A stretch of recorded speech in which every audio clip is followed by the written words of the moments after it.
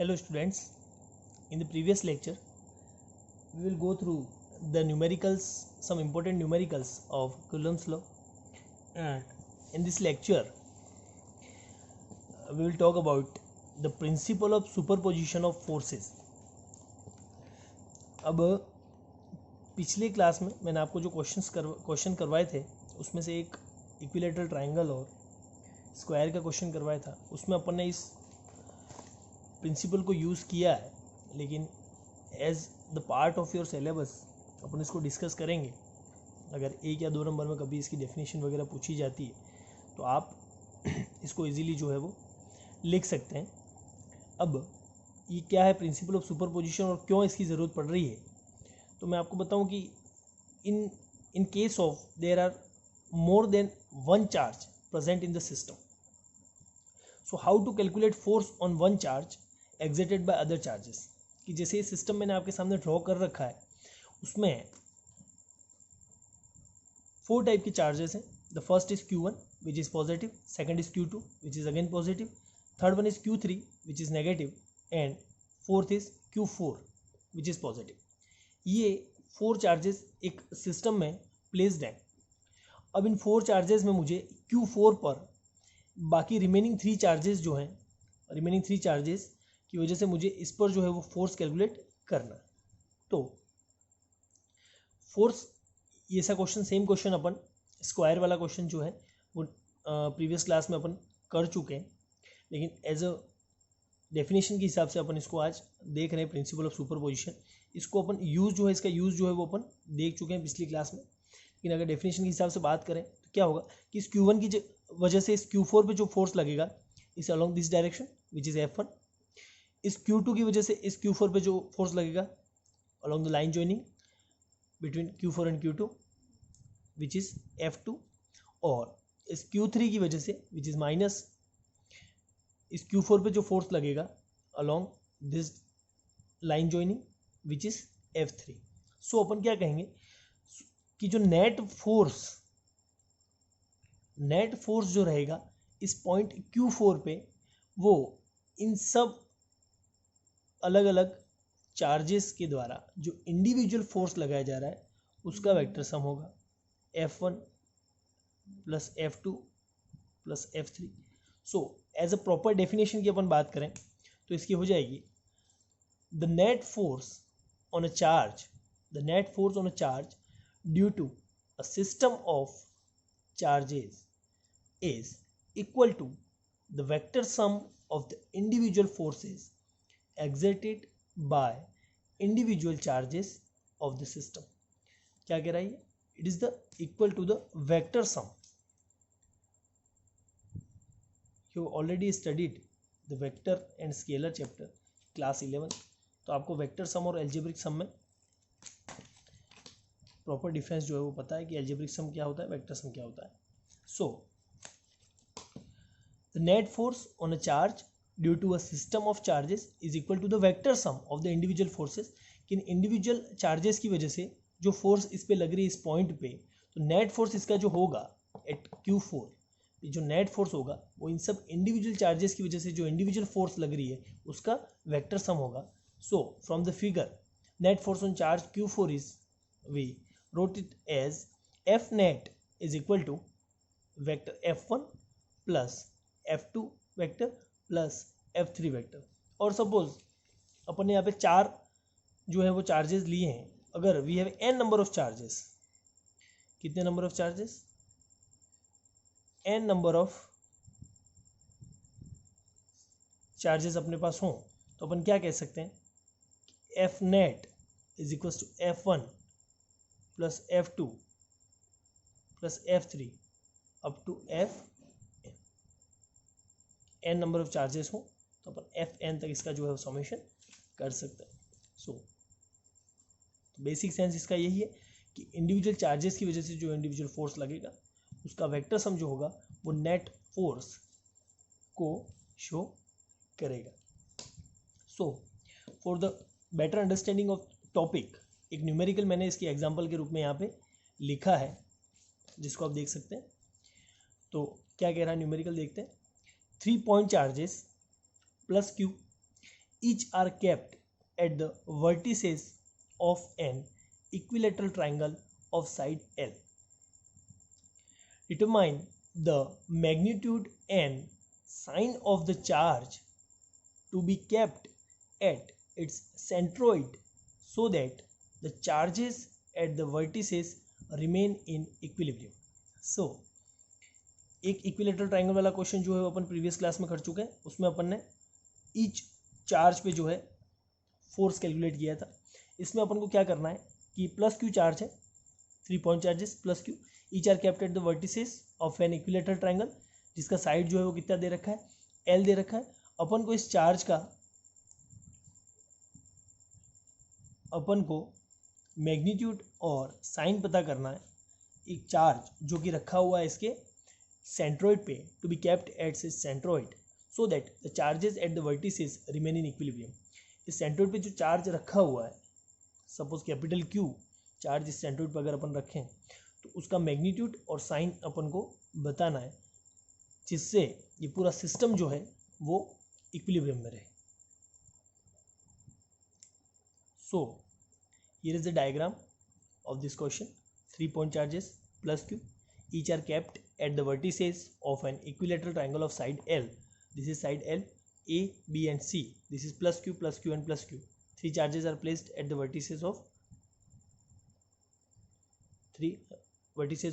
an equilateral triangle. So for the solution of this question,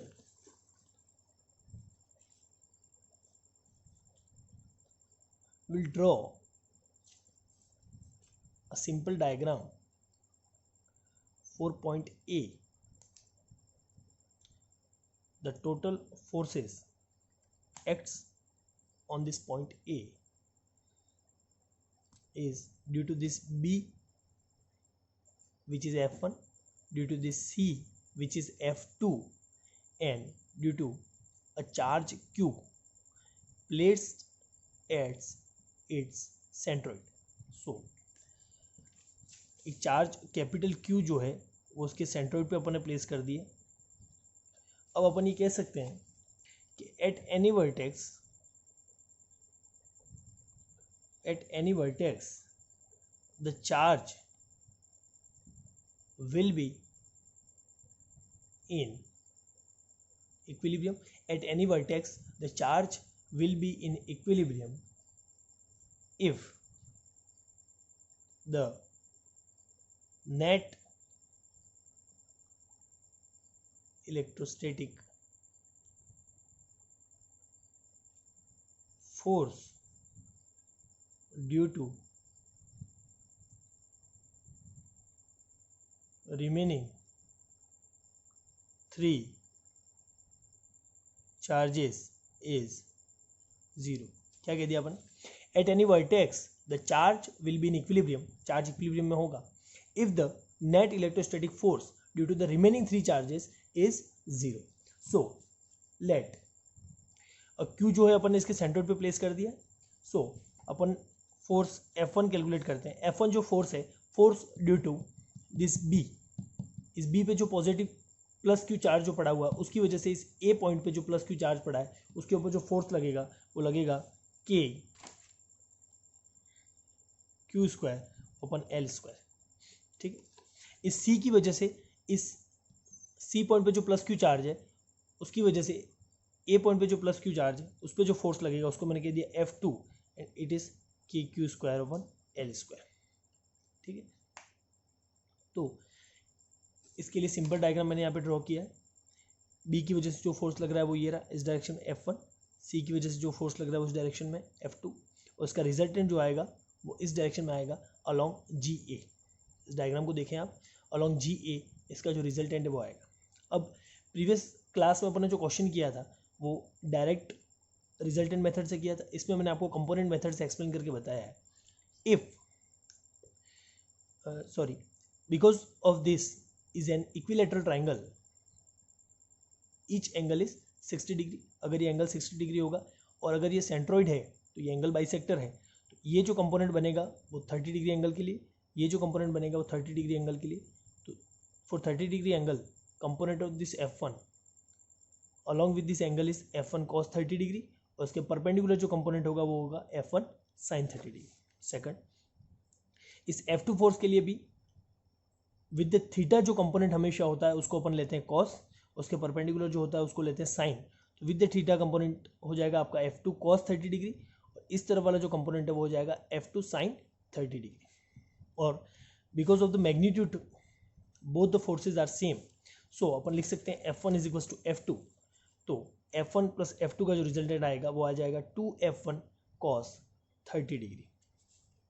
आपको दोनों approach से मैंने सॉल्व करना बता दिया। अगर आप डायरेक्ट रिजल्टेंट मेथड से करना चाहें तो भी आप कर सकते हैं, अगर आप कंपोनेंट मेथड से करना चाहें तो भी इस तरीके से आप इसको सॉल्व कर सकते हैं। ठीक है, so the value of F1 plus F2 is equal to 2 into F1, इसकी वैल्यू हो जाएगी KQ square over L square, और cos 30 डिग्री जिसकी वैल्यू होती है √3/2, तो आपका रिजल्टेंट आ जाएगा √3 KQ square over L square. This is equation number first along GA। ठीक है, ये तो हो गई एक बात। सेकंड, इस Q की वजह से इस A पे जो फोर्स लगेगा उसको कैलकुलेट करते हैं। तो force due to charge capital Q, force due to charge capital Q on point A पे जो प्लस Q चार्ज पड़ा है स्मॉल q, उस पर इस कैपिटल Q चार्ज की वजह से जो फोर्स लगेगा वो लगेगा KQ जो स्मॉल q ओपन L/√3 का whole square is equal to आपका आएगा 3K capital Q small q upon L square. अब इस चीज को समझो, इस इक्विलेटरल ट्रायंगल के लिए ये साइड जो है वो L है, अगर ये L है दिस साइड इज हो जाएगा L/2, और फ्रॉम दिस ट्रायंगल अगर इसको मैं नाम दूं O, AOB ट्रायंगल से आप इस साइड की वैल्यू जो है वो कैलकुलेट कर सकते हैं, और 2:1 रेशो होने की वजह से ये जो साइड है वो रहेगी आपकी L/√3। ठीक है, बेसिक जियोमेट्री है, आप इसको इजीली कर सकते हैं। So now this force, this is equation 2। Now this force, ये जो फोर्स जो प्लस Q चार्ज की वजह से लग रहा है, this force must be equal and opposite to F1 plus F2। अब इस चीज को समझे कि ये जो F1 प्लस F2 का जो अपने पास रिजल्टेंट आ रहा था, और ये जो फोर्स आ रहा है इस प्लस Q की वजह से, ये प्लस Q कहाँ पे प्लेस्ड है, प्लस कैपिटल Q सेंटर पे प्लेस्ड है, इसकी वजह से जो फोर्स आ रहा है ये इसके इक्वल और अपोजिट होना चाहिए। और क्यों होना चाहिए, क्योंकि क्वेश्चन में अपन को कंडीशन उसने पहले ये दे रखी थी कि अपन को मैग्नीट्यूड बताना है जब वर्टिसेस पे प्लेस जो चार्ज है वो किस में रहे, इक्विलिब्रियम में रहे। और इक्विलिब्रियम में तभी हो सकता है जब ये दोनों फोर्स आपस में इक्वल हो और एक दूसरे के क्या हो, अपोजिट हो।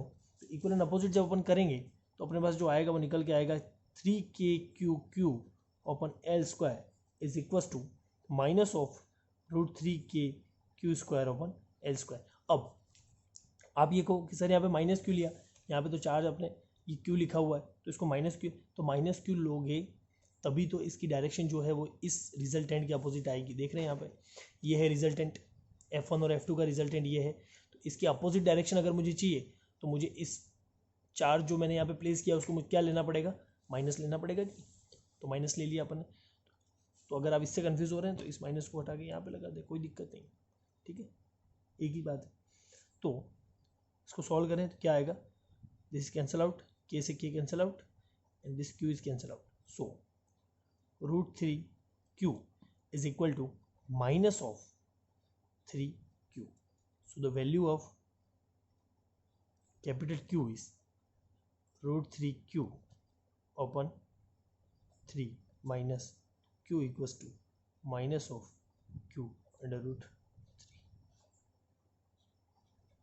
And this is your final answer. Q is equal to minus of Q by √3.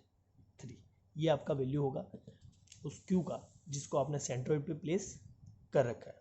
So this is the question related to the superposition of principle. If you have any doubt regarding this class or this lecture, let me know in comment section. Thank you so much.